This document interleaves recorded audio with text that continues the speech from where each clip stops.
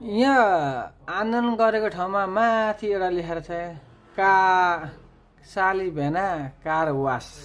कस्तो मजाले मिलेको ठाउँमा गएर आन्दोलन गरेको क्या यो नानीहरूले।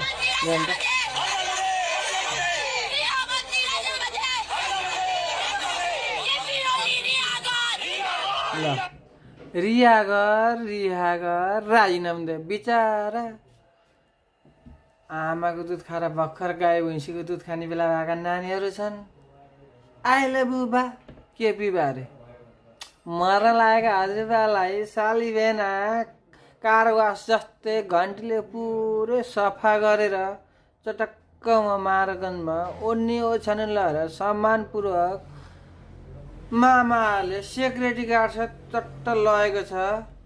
अनि यसरी आन्दोलन गर्ने हो लिएर बोलेको।